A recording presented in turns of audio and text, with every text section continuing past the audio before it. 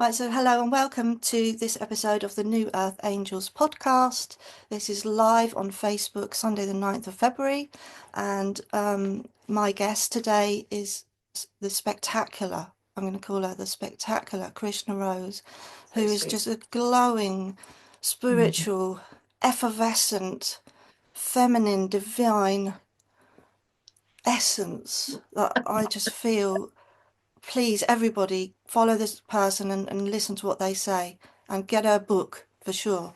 Because, I've asked Krishna to come on and talk about a specific subject, but I feel that actually I'm in the presence of someone of great wisdom. So get yourself there. Krishna, hello. Hello, bless you. You're so kind, very generous with your words. Thank you so much. Well, thank you so much for agreeing to be here. Of And course. I'm really excited because I've had to wait 2 weeks from when we sort of planned this. Um, Oh, God, let's get this talk on the go. Yes, Oh, it's such a fascinating subject, but what very.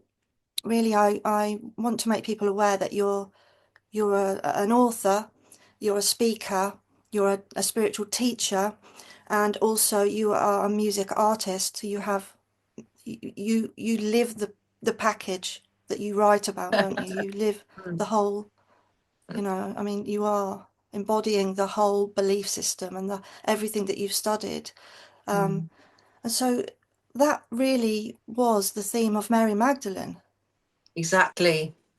I'm Um, incredibly inspired by Mary Magdalene. She's my muse. She's my heroine for many reasons because she survived the impossible. If you imagine being a woman and you're for 2000 years you're in the public marketplace described as a penitent prostitute, nothing but a whore, when you're not. You're a princess, a very wealthy woman. She was an extremely wealthy woman. She funded all of Jesus's tours and traveling escapades and weeks in the desert where people would go and get healed. And this was all coming from Mary Magdalene. So I find her a fascinating person in history because I think all women can relate to being shamed at some point in their life or carrying the collective shame of all women because of certain religious groups that have made accusations against women being Eves. We're the Eves and the Magdalens. We're the ones who draw men towards sin. And this is how we've been viewed for 2000 years. And I'm all about healing that. I'm all about letting go of that paradigm that no longer has any claim over any woman. So, in Mary Magdalene's name, I ask for that awful thing to be lifted from all of humanity so that women can be empowered and can preach and can be just like any man, equal in every way, in every area of life, and respected, not just seen as a sexual being, but being seen for the power that we carry, the wisdom that we carry as women. so, you've answered my question because I was going to say to you, we've agreed that, obviously you're a wealth of knowledge, but we've sort of agreed that we're going to look at why this story of Mary Magdalene, which has many different versions, and why your particular research and story, narrative, if you like, that you found, the history that you found, is Mm-hmm. becoming suddenly more popular Mm-hmm. and is becoming open to ears that was Yeah. never before. And so, you know, what's going on in current times that's making Mary Magdalene have seem to be coming to the forefront? The That's what was my prophecy question. is prophecy, my darling. There's prophecy. Prophecy of Micah describes this woman called Magdal Eda, that this Magdal Eda shall return to the left side of her wounded husband, who is the Fisher King. The Fisher King, that's Jesus. Magdalena needs to be returned to the left side, meaning as wife, seen as his wife, not as a penitent prostitute. That this healing must happen because it will be a ripple effect in the hearts and minds of the collective, where we can see women in a different light, where the feminine divine is returned and restored to God's side after being ripped from his side 2000 years ago when the Vatican first became the Vatican and decided to usurp the Jesus story for themselves. And how did they do it? They set aside Mary Magdalene as a whore, and they claimed that Jesus had no children. So this prophecy, it says that they wounded his left thigh. What they actually mean is they wounded his groin with a spear, meaning they claim that Jesus had no children, that he was no man. He didn't use his manhood. So they spear him in his left thigh. And so when we return and restore Mary Magdalene as wife, as Grail bride, then automatically this prophecy will be fulfilled. Now, what does the prophecy say? It says that when and if this happens, there will be peace on earth, that a golden age will come, because she is the second Messiah. There were two Messiahs expected at the time of Jesus, and everybody presumed that the Messiah would be men. But in fact, there were two Messiahs. This is what I write about in my book. It was revealed to me that Mary Magdalene is the color Messiah, the feminine Christ, the other half of the messianic mission. And she was his wife and she was his equal. And that's why, before he died, he said that she would be the leader of the flock, that she is the apostle of all of the apostles. And so her wisdom is so important in today's world. I think this is why she's suddenly becoming very popular in the marketplace. People are talking about Mary Magdalene a lot. I meet a lot of people who are very interested in her. Yeah. And I think her story is very activated right now.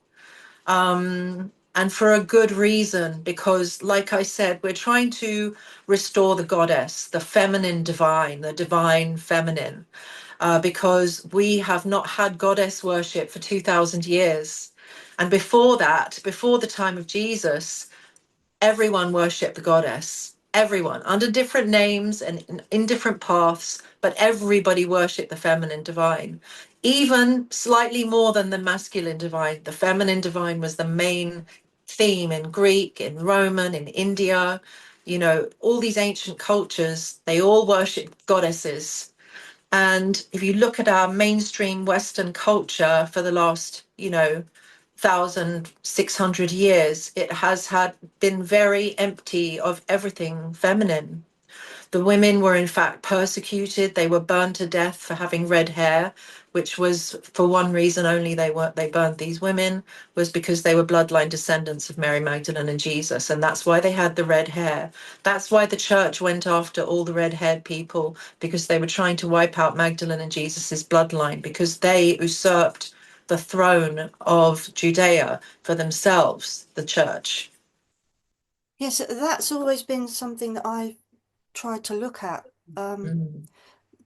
why, why was the why was the Magdalene line red hair when they were Mhm. from possibly? I mean, there's some talk of her being Egyptian, called like No. Egyptian with No, hair. she was Judaic from She was a Jew from the line of Benjamin. She was very Jewish. She was an Israelite, a Judean.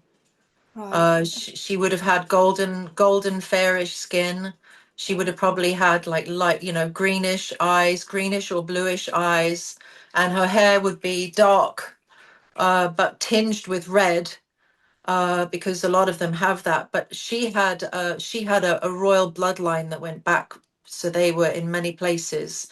And it was very interesting because actually, like Mother Mary, there is some school of thinking that say that Mother Mary was from a lineage that came from Cornwall, that she was actually half English.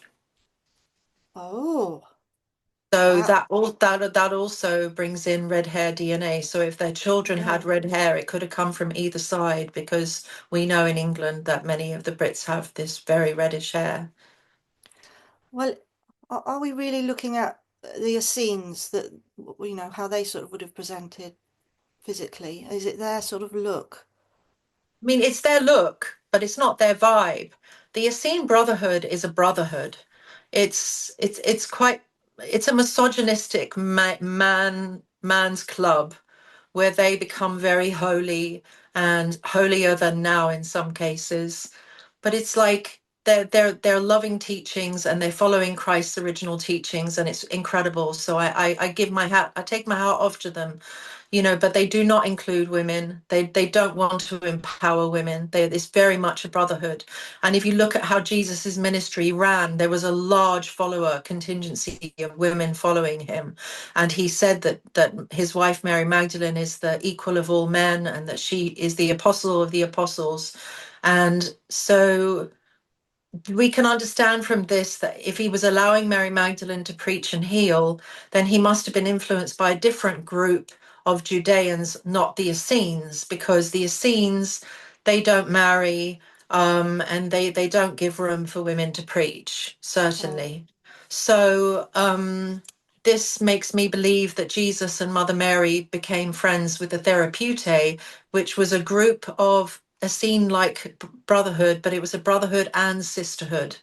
And they lived in the mountains of Scetis above Alexandria in Egypt. And they lived like Essenes, very similar, very, very similar way of living.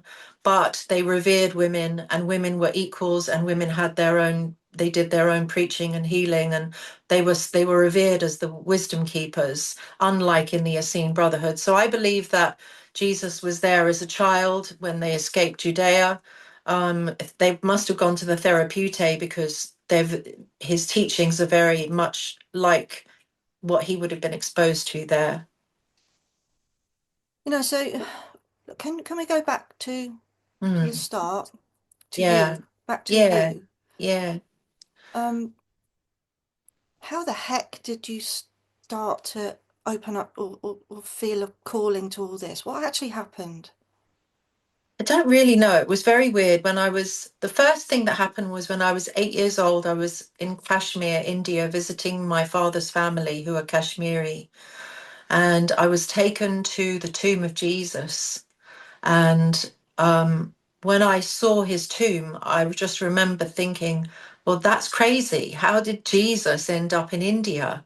Didn't he like float off on a cloud? I mean, I wasn't raised Christian, so I really don't know that much history. I just knew that I loved Jesus, but I didn't know anything really about his life or anything at that time. But I think that it set a seed in my mind. How did he end up in India, and why does nobody talk about this? Like it's like a big secret. And then when I first watched The Last Temptation of Christ, the movie, when I saw that movie, I think I must have watched that movie. I mean, I hate to say it, but at least 20 times I watched Right. that movie. And that movie moved me to my core. I feel like it represented what it was like being around Jesus, and what it was like being around like the times and the place, and it just feels very very comforting to me. So I think I was probably a part of their whole Leela. I'm sure I was there. But I felt the um, the activation of the movie, it made me question everything. Well, hang on a minute. What if you really did marry her? And what if she wasn't a prostitute? I need to figure these. I'm just curious, I'm a curious person. So I started researching history, reading some books, and it was like a rabbit hole that I just kept going down deeper and deeper and deeper into. And there was like no end to this rabbit hole. There's still no end to it because there were so many lies and fake news propagandas over the last 2000 years. You have no idea how much history has been changed by the powers that be, especially the Roman Catholic Church. What they have presented to us as history is false, especially regarding the Jesus story. There's so much that was not known by them, so they just made it up. For example, after the resurrection, they say he floated off on a cloud. The reason they said that is because they didn't know where the family had gone. They'd disappeared. They'd gone. They scarpered. They got the hell out of Judea. I mean, they crucified him, and they were going to come after the rest of the family. So of course they left. They ran. Anyway, I could go in a million tangents. So, so, yeah, so, I mean, I've told you my story of getting into that family as real people, which is very briefly that I was ill in hospital when I was young. Somebody prayed with the church that they were at, with the priest and all the whatever. They did the Divine Mercy prayer, which is the prayer that was brought forward by Saint Faustina. Um, and I saw for 4 nights in a row this nun and come and talk to me. And first thing she said was, "Hello, I work for Mary." And she Oh. got me lots of information. And obviously, I've spoken a lot about that. But um, it made me sit up and realise, because I've never been religious, and it made me, although I've always been aware of ghosts, spirits, demons, angels, everything else, but I've had no spirituality to connect it to as a youngster. Mhm. It just was Yeah. life, and it made me think, these people in these stories are real somehow. Hmm. Mother Mary she was talking about, and she was Hmm. telling me about the work that she does on the other side of, for a number of different things, which is not topical today, but that got me awake to, these people lived here. That these people, if I can see Faustina as a ghost like that, Hmm. obviously that she's not a ghost, she's a living presence. That's why she was so lifelike. But you know, if I got this feeling that there's something real here, but I've never ever felt attached to what I've been told, the stories, and in particular felt a real distaste of the story of Jesus' crucifixion from a little kid. I Hmm. couldn't bear to listen to that. It's Uh, understandable. and I almost used to think, why are you adults telling us kids that horrible story? Yeah, it's awful.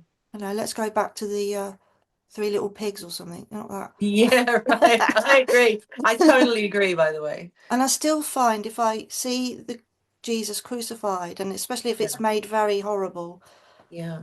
I just cannot even connect. It's almost put me off It's of even horrible. trying to connect. And But when you you when had a feeling of wanting to connect with the real person that yeah. was, and from a small I child. I want to know him. I want to know who is the real Jesus. Will the real Jesus please stand up and raise your hand?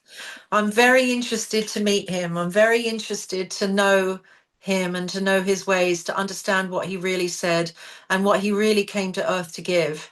And since Mary Magdalene is his partner, his life partner, his wife, his other half, and I believe Kala Messiah, meaning feminine Christ, then, I'm very curious to get to know this Mary Magdalene and to understand what her message is. I mean, her name Magdalene, Magdalena, what it means is that she's a lighthouse. So if you think about what a lighthouse is, the lighthouse is averting people from severe danger.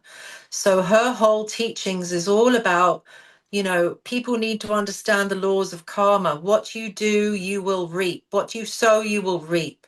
These were the basic teachings of Jesus. And the reason why it's so powerful is because we don't understand why we suffer in the future. And we don't understand why in the afterlife we suffer, because we think we got away with doing things. But really, everything's going to be held accountable at the time of death. So Mary Magdalene's whole teaching was all about um, preparing yourself in life to die. It's also it's quite an Egyptian thing as well, to spend your life preparing for death. The Christians also, the Orthodox Christians, they follow this, and I really believe that it's the most beautiful way to live, because you have so much respect for each moment. It's a gift. Each moment is a gift.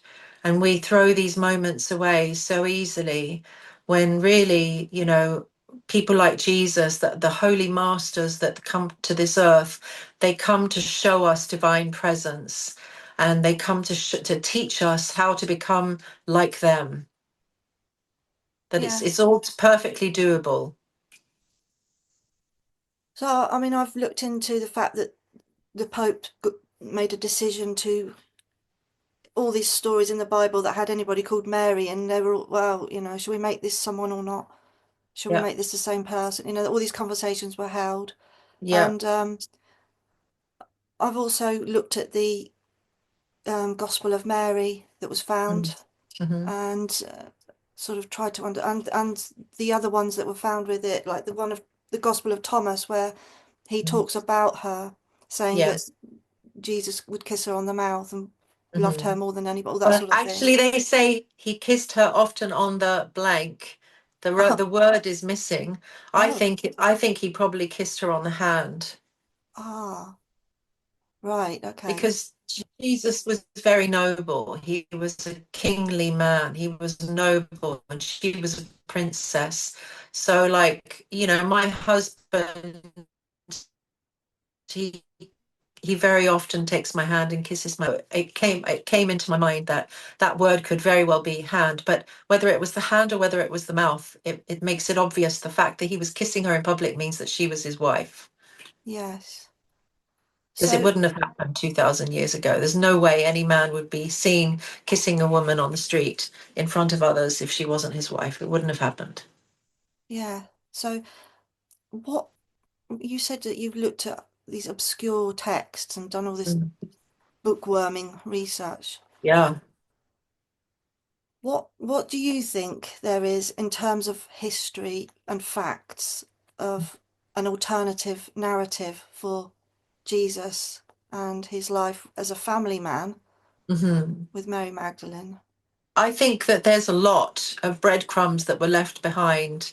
If you follow them, you see, that's what I did. Was I spent 35 years reading all these obscure texts, reading books, reading the research of my forefathers, people who spent their lives dedicated to this. And I read book after book after book after book after book. I went to places in France, I went to places in India, I went to places in England, pilgrimage sites. And you really, to gain access into their story, I pieced together all of the fragments that were left like breadcrumbs of their story, from really, from especially from resurrection. From there on is where my book begins, at the resurrection, because that's where the story ends in Christianity. But that's where the story begins in Jesus's life, because the prophecy for the Messiah was that he would die, but he would rise again and then go on to preach and fulfill his mission. If he didn't rise and go and preach, then he wouldn't be the Messiah. So the fact that he did that shows me that, okay, so let's see, where did he go? What's the possibility that he went to Egypt? The most likely, right after crucifixion, they went to the Sea of Galilee, where Mary Magdalene's family had a country home. They would have most likely rushed out of there on a caravan, stopped there to help him recover, because he would have been very, very injured, very weak, and possibly even, barely alive. Is what Can I I would just stop you a imagine. second? So Yeah. you're saying that your research has led you to find that Jesus didn't die on the crucifixion, that he No, was he died. He definitely died because the sword went into his side, and that was right, not part of the plan. The plan right, was they were going to make him look like he was dead. They gave him a narcotic on the sponge, which Joseph Arimathea gives him a sponge to suck on, and that has a narcotic. The wealthy people in Judea used to do this for their loved ones when they were being crucified or murdered by the government in some way. So he was given that narcotic, he passed out, and then the sword went through his side. The sword killed him. right, So he had to die and be risen again on the third day in order to be the miracle Messiah. So he knew this was what he had to go through. He died. He actually died. Because when right, Mary Magdalene and Mother Mary went to dress his body, he was dead. They thought they could revive him and resuscitate him, because they had all of the essential oils in there for pain and for infection. You don't give those oils to someone who's dead. You give them to someone you're trying to resuscitate. So I Right. just Okay. wanted to piece together all of the pieces and then write a coherent story. And then I took the teachings, that the teachings of the lost books, the Gnostic Gospels, the Gospels of the Essenes. I mean, the Gospels of the Essenes by St. John is one of the most magnificent pieces of work I've ever read. It's 4 books, and it has the teachings of Jesus in the desert. And I've never heard anything so like Christ as these teachings. The New Testament is nothing in comparison to what these books show of Christ's ministry in the desert. And I really felt I was so impacted by these teachings. I just thought I have to weave these into my book. So I wove these beautiful teachings that he spoke in the desert into my book by him bringing the people out to the desert to fast and to purge themselves of the demons and of worms and things like that. So I managed to weave the historical things, but then also the teachings. And then also, when Mary Magdalene goes into the 7 hells to see why people suffer and what the afterlife realities are like, she also goes to the 7 heavens, but the 7 hells are really difficult to read. It was difficult for me to write it, but I Mm. had to give a very honest interpolation of what actually these planets look like, because in the Srimad Bhagavatam, in the 5th canto, which is one of the Vedic scriptures from India, it gives very, very big, very detailed descriptions of these 7 hells. So I included those descriptions in my book, um, in order for people to be aware of what this creation is and what it's not, like not to be so illusioned by everything. Oh, I'll be all right. Like, be prepared, be ready to be good, be ready to do good unto others, be ready to serve and to uplift and to love and to do good things with your life, because you are held accountable for every little thing that we do. When we think nobody's watching us, all of those things we're held accountable for. Anything that takes us away from our center, it could be construed as a sin. So Mary Magdalene's entire teaching in my book becomes this journey of going through the 7 sins, of seeing where we've tied spirit to matter, to flesh, through the form of a habit or an addiction. And then Mary Magdalene learns how to unchain herself from this by being willing to see it and witness what the afterlife effect is of this problem, this sin that she had or that anybody has. And so it becomes the whole book is really a journey for the reader of going through not just the history and the teachings, but I've had people tell me that they're utterly changed by reading the book, that it's a spiritual activation, that the words on the page feel like an activation of some sort. And I've had people tell me they'll never be the same after reading the book. And I believe that the reason why is because the transformations that Mary Magdalene goes through are the transformations we go through with her, because she's the color Messiah. She's the feminine Christ. She has that power. And so when we read about her and we go through these changes in her name, we change. The change just happens. We become higher vibration. We become clearer. We become stronger. We become more powerful. We become more psychic. We become real healers. We become very conscious. So that might explain why I feel that you are, you know, you're coded with some higher frequency healing ability, because Mm. you're aligning with this whole message. Yeah, I feel That like I was their scribe. I feel like I wrote their book, their story on their behalf, as a scribe, as a service to humanity. That's well, how I I feel. feel you speak coded, you just Mm. speaking Mm. is going to activate people. Thank you. Obviously first on different levels, because obviously first mentally and things, but Mm. there's something deeper going on.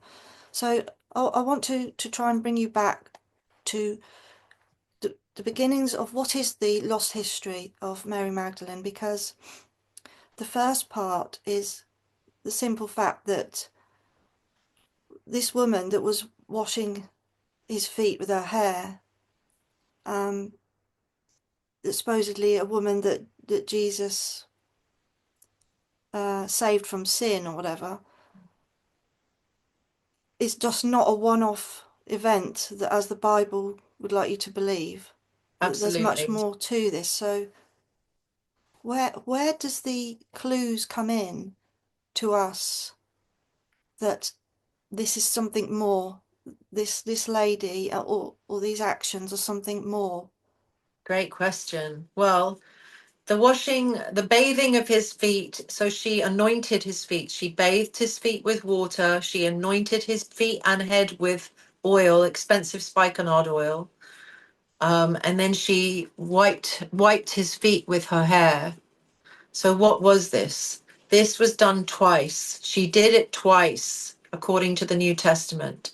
So this is our evidence for their marriage, because in ancient Judea, 2000 years ago, there were two marriages that took place in the year. The first marriage would be, uh, right before Passover. You would no, sorry, that's the second marriage. The second marriage was right before Passover, and we know Jesus was at the wedding of Cana. So the first marriage is in September. So you have, from the time of your first marriage until the second marriage, you have time to conceive a child. If the wife doesn't conceive a child during that time, you try again for one more year. If the wife still doesn't conceive a child, then the man has the right to take a second wife. This is Judaic culture. The bridal ritual involved the washing of the man's feet. The wife would bathe the feet and anoint the feet and the head with oil. She would wipe with her hair. This was a bridal ritual. So the first marriage took place, and then the second marriage took place, which means she was with child, because the second marriage would not take place unless she had to prove that she was not barren. And if she was barren, then they wouldn't have had that second wedding. Now, why was Mother Mary so concerned about there not being any wine? Why would Mother Mary be concerned about there not being any wine unless it was her wedding that she was officiating? It had to have been someone in her family getting married, because she went to Jesus and said, "There's no more wine." Only the person running the show is worried about why there's not enough wine for everybody. And Jesus performed the miracle because it was his wedding. He didn't want any of his guests to go without wine. So the wedding in Cana was 2 weeks before his crucifixion. She was pregnant at the crucifixion. So we're talking about somebody mid to late 30s, I think, Jesus at the crucifixion. So these No, I this think he couple, was younger than you that. think, Maybe was younger? 30. Yeah, maybe 34. Yeah. Okay. So we're talking about a couple in their 30s, Yeah. right? I've heard some bits and bobs about Mary Magdalene was possibly married to someone else before. Yes, Did you find any evidence for that? I did. So, I believe that Jesus and Magdalene were betrothed from childhood.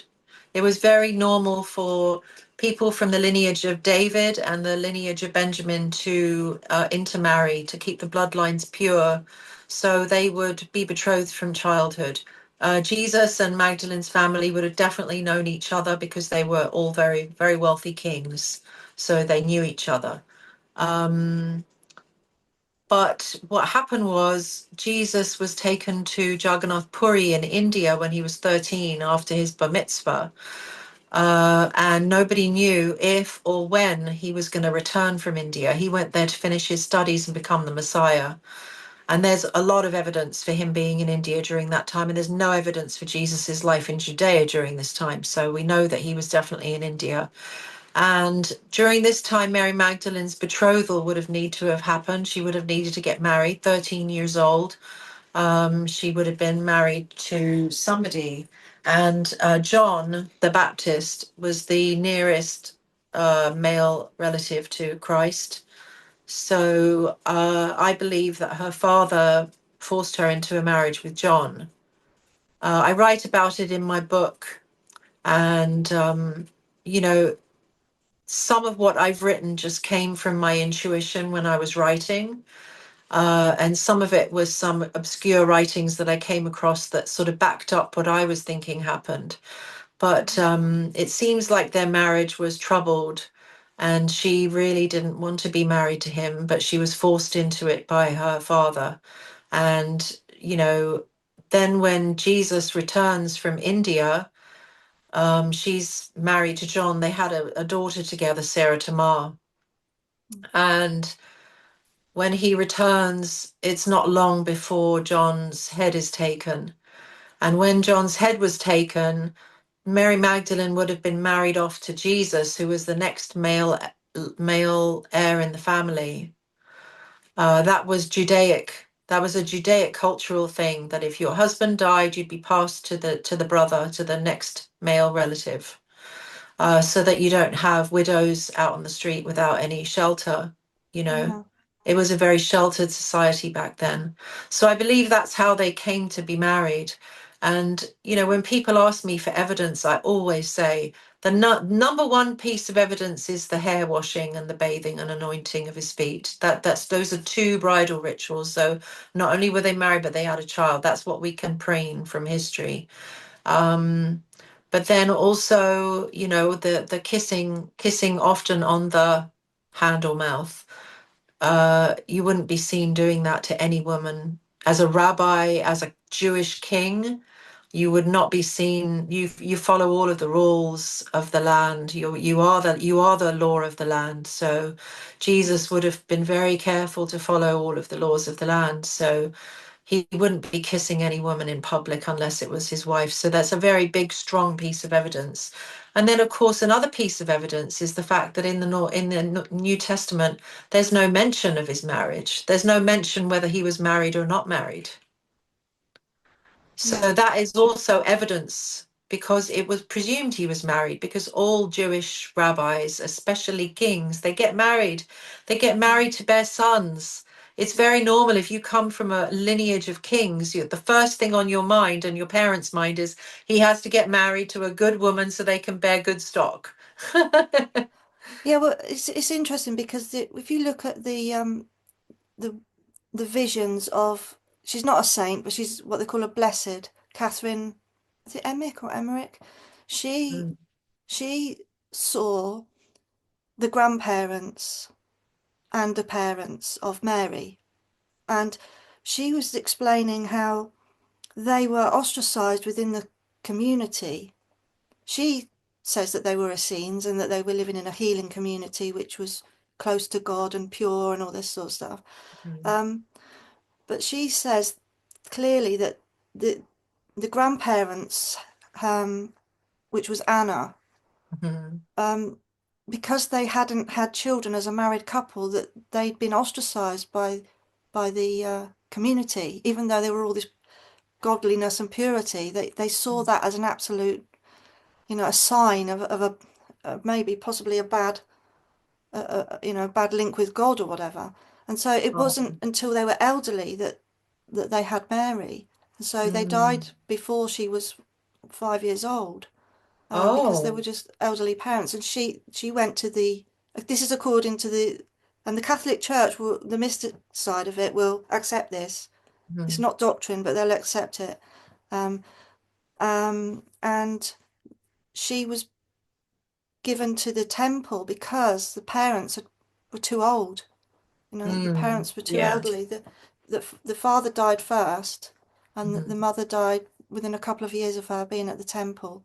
So mm, she'd gone from, as a really small child, something like 3 years old, to be taken in by the priests at the Temple of Jerusalem to keep mhm. her pure, because Correct. the Yeah. work that had been done through her family line, the maternal line, Mm, to bring that purity through mm, needed to sustain that. It's as if the Essenes seem to know the prophecy of Mary goes back to Anna's mother, mm, also had difficulty having children to start with, but she saw an angel. You know, you mm, see in the Bible, Mary saw Angel Gabriel and he said this and that. This wasn't anything new to the mm, Essenes. They already had this connection, and the angel came and wrote on the wall M mm, to Mary's grandmother, Ishmira, I think her name is.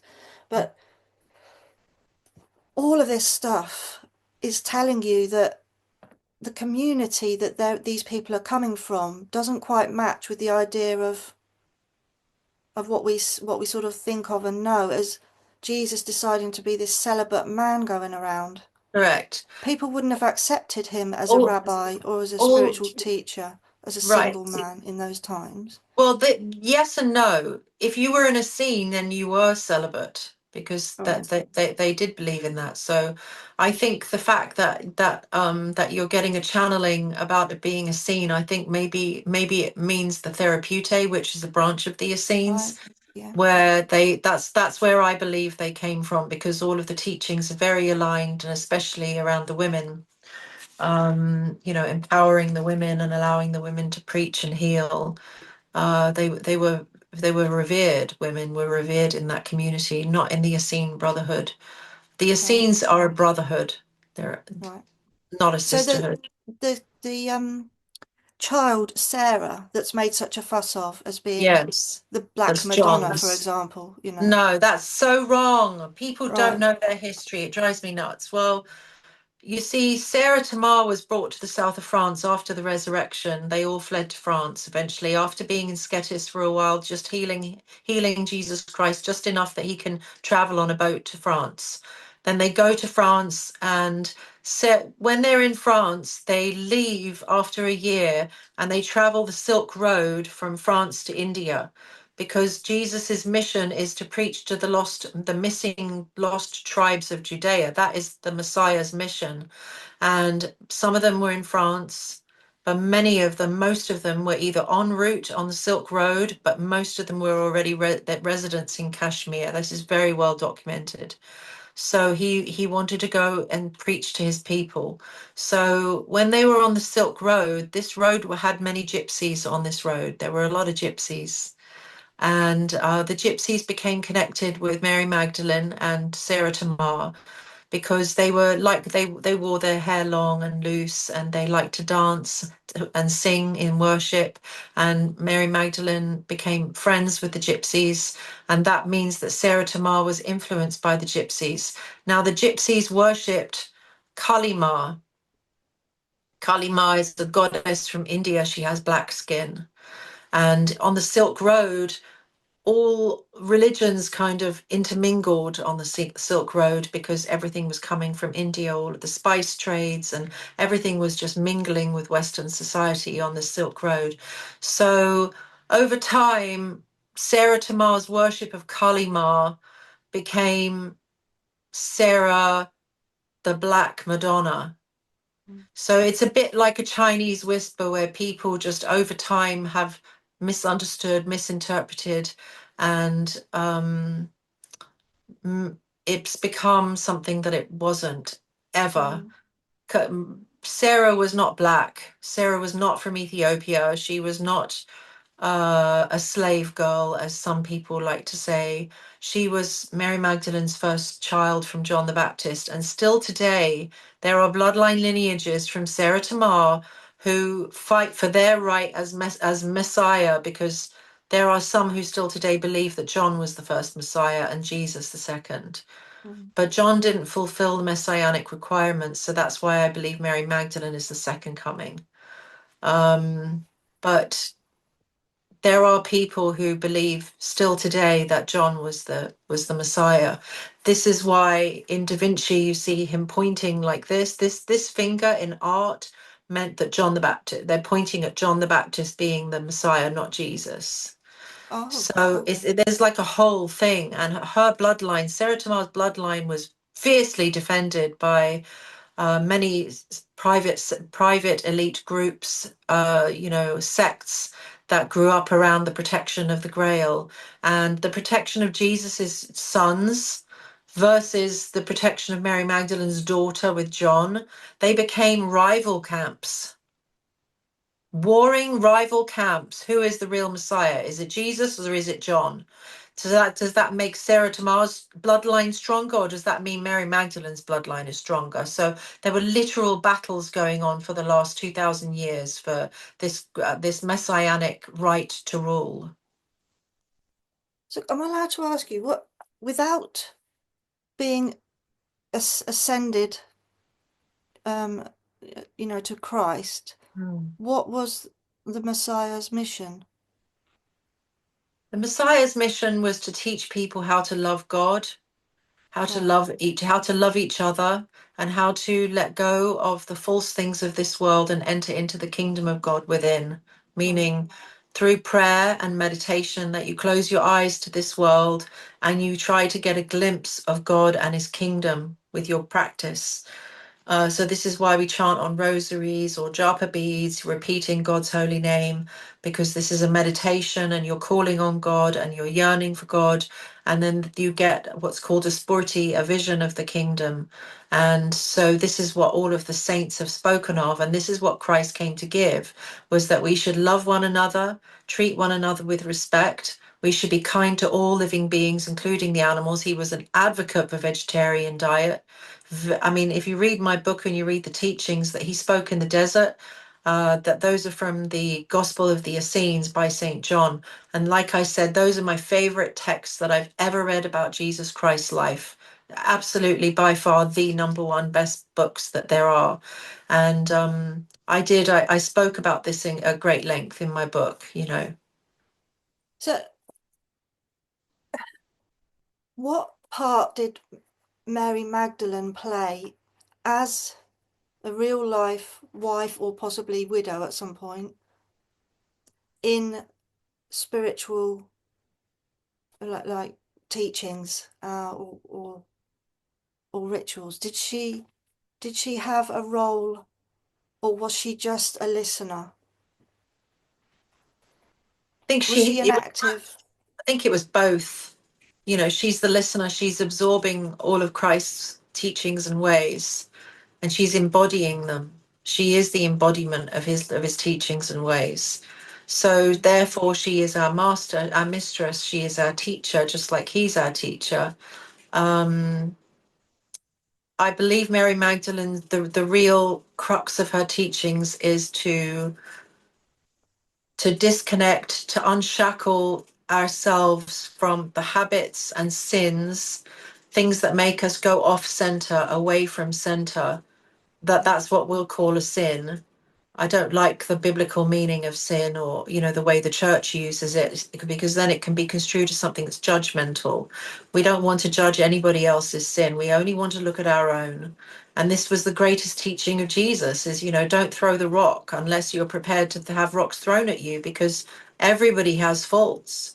So don't judge anybody, not even an ant. My guru used to say, don't judge even an ant, because you can't reach the ineffable. You can't have a vision of the kingdom. You can't see God face to face and then have a dirty mouth, criticizing, doing sinful things, sexually or with money, cheating mentalities, anything at all. All of these things have to be given up. We have to look in every angle of our divine mirror and see what is there. And that is the path of Mary Magdalene, is to unchain ourselves from everything that is false, so that we can close our eyes to this world.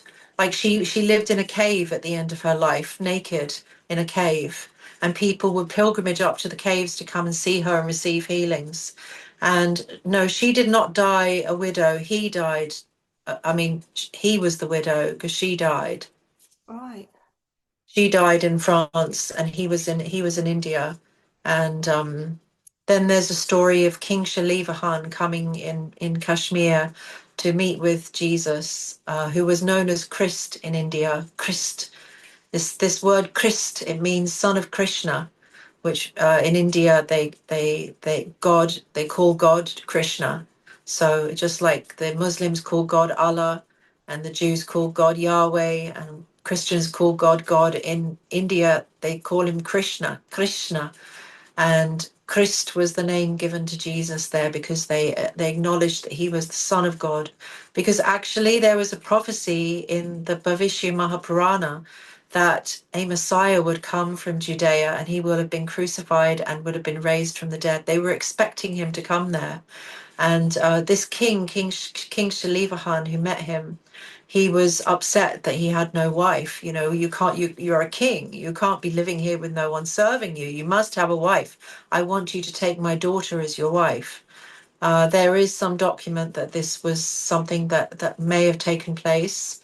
But in my book, I have him refuse, and he remains single for the rest of his life, in honor to Mary Magdalene. Oh, But I don't know for sure because there are rumors in India that he married a local girl. right, okay. Yeah, so I've told you that my story is that everything that I sort of believe is because I've seen or been told. Mm. Um, and the only connection I have with Mary Magdalene is maybe 2 years ago, not quite. I had a strong connection to find out about Saint Joan of Arc. Oh yeah. And obviously I don't have any sort of previous conception of that sort of thing because I go when I hear something I go and find out. But the message that I was getting was Joan of Arc was actually working to a secret to do with Jesus and Mary Magdalene. Yeah. And this is the whole sort of cover up that you see coming out in the artwork and things like this, that the secret that obviously that comes from the Cathars, I'm imagining, and their need to hold a secret down. But the work that it led me to do was to find that Joan of Arc had on her banner Mary, Jesus, and the fleur de Yes. lis. And it's the fleur de Yes. lis that they actually really wanted me to focus on for a different reason, for a frequency reason. But Mm. through that, I found Mary, Jesus, and it's always been assumed that means Mother Mary and Oh Jesus. no. No And husband, no the man clear puts his. message was no, this is not the case. This is actually Mary and Jesus as man and wife. But not only Yes. that, as the rightful kings.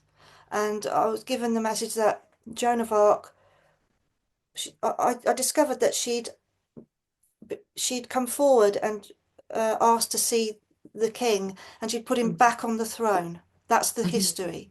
Yes, He then correct. did the absolute dirty on her, Yes. and honestly, the story is so upsetting of It's her so, life. so tragic what happened to her. What a brave, brave woman she was. Yeah, but And she you're was right. financed by people who knew of the true Mm. history of Mary Magdalene and Jesus, and Yeah. that was Yeah. actually her mission, and that was why she Yeah. paid the ultimate persecution. Yeah, the Vatican By Church there Yeah, to blame for she his had to death. go, and she had to be made a big scene of to tell Yes, the message, don't bring this story up again because this is that's what's going to right. happen to you. Burn at the stake. Exactly. Exactly. So I I told you actually that. believe Joan. I think Joan of Arc may even have been a bloodline. Yeah, that's the message I got. So I went and researched, what are you on about? And I found there's a story, and I thought, well, okay, okay, There's a really beautiful scene in my book where when Mary Magdalene goes to heaven, because all time is different in heaven. There is no time like there is here. So she meets Joan of Arc. Joan of Arc is one of the people that she meets because that's one of her descendants, and she yeah. blesses her. So she blesses all of the people who are going to carry her name forward over the centuries. She blesses all of them in heaven before they're born. It was a really, really moving part of the book. Well, I mean, as you know, I've seen a saint, and I know what saints are. They're living Yeah, presence. yeah, they are. You always get people say, you often get people say, I was Mary Magdalene in my previous All life, the or time. I was Saint Joan of Arc, and I always said to them, no, you weren't. All the time. Impossible, because I they're still probably get existing. they are still existing, but I mean, we are also, we know that people reincarnate, so we know there's a possibility that Jesus and Mary Magdalene are here, and I think they are here. But people who make announcements like that, we know that they're fraudsters, because you'd have to be the biggest idiot to come out and say I'm Mary Magdalene or I'm Jesus, because there's a lot of people that would want to harm that person. Yeah, I yeah, mean, it's not recommended. People should be a little bit more cautious, a little bit more clever about it. And also, there's a lot of requirements. If you're going to claim to be a messiah, then what are your credentials? Show me what you got. Lay your cards on the table. What's your spiritual practices? Are you a vegetarian? How do you live your life? How do you know you're Mary Magdalene? When I ask these yeah. questions to people, they all fall flat on on their faces. So I think the reason why there's so many people claiming to be these personalities is because they are actually here, and there's a big activation on the earth, and it can collectively be felt. So when people have a spiritual experience, they suddenly think, I'm Mary Magdalene, I'm Jesus. So they're very innocent, because they're just tuning into what's happening in the collective. And I do believe that they're here right now. I have no doubt. So the times that we're currently in are Mm. strange times, really. Yeah, And I mean, very. but then again, hasn't Earth always had history of strange times and Yes, horrible people and darknesses, indeed, Um, totally. do you think that I mean, what I was told about Mother Mary, Mm. as somebody who's like trying to listen, as like, don't come near me with your Catholic ideas, you ghost of a nun. You know what I mean? Yeah, At the yeah. time, this nun's got to try and convince me. Um, Mm. I was hearing Mother Mary is reaching her people. She doesn't have an agenda with the church. She's reaching people at heart level, Yeah, I and they're agree. from all cultures and Hmm. religions. I The agree. church thing, she doesn't bat an eyelid at that. That's the impression I got. Mm. And so, if Mother Mary is reaching the hearts of people Mm. currently, in the current times that we're in, to be a light during a great darkness, really, Mm. to be the hope and hold a purer A mother, frequency, if you like, yes, of mother like figure. caring for everybody, being Yeah, kind giving to, shelter, yes. So, comfort. if that's happening, do you believe that Mary Magdalene could be reaching people too on an Oh, I individual level? definitely believe that. 1000%. I mean, it's obvious in the fact of her fame, her level of fame right now. I mean, there's so many groups dedicated to Mary Magdalene on Facebook. There's so many Magdalenes.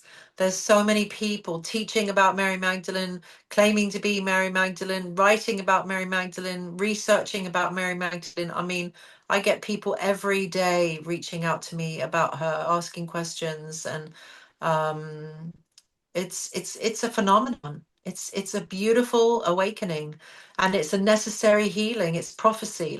We started off the conversation with the prophecy of Mika, that if we can restore Mary Magdalene, that it will heal Jesus, of his wounded manhood will be healed, and this will also then restore the goddess to God's side, and that you can't have God without goddess. They go together. Yeah. It's a Do you great know, healing that needs to happen on earth. yeah. I'm thinking maybe another time I get you on here and we'll talk about the lost history of Mother Mary. Sure, I've got a lot of history on Mother Mary. Yeah. But again, let me just show you a picture of my book in case people haven't seen it. I don't know if I can do that. Yeah, here we go. So this is my book, and it took me 35 years to research before I wrote it, 10 years to write it. It's quite large. Mm. It's quite beautiful. It's got photos in here of the historical places to back up the history that I'm presenting. And there's a lot in there about Mother Mary, about all of the family of Jesus. You really get to know Jesus. You really get to know his family, his friends, his characteristics, their ways, how they lived, how they spoke to one another. You really feel like you enter into their time, and it's a very beautiful time. But at the same time, so awful because of the Romans. You know, the Romans were just scary.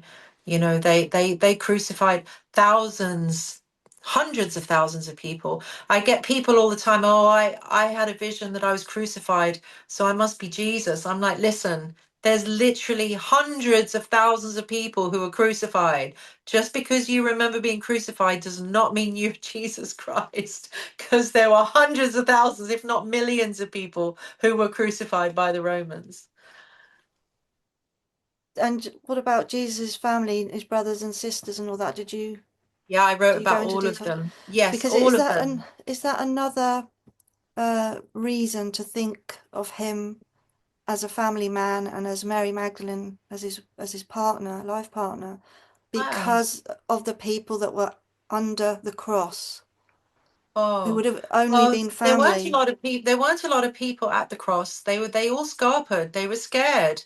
They were Mm. afraid that they were going to be arrested. All of the men were afraid they were going to be arrested next. So it was the women who came to the cross. It was Mother Mary, Mary Magdalene, John, the younger brother of Christ, and some soldiers were there.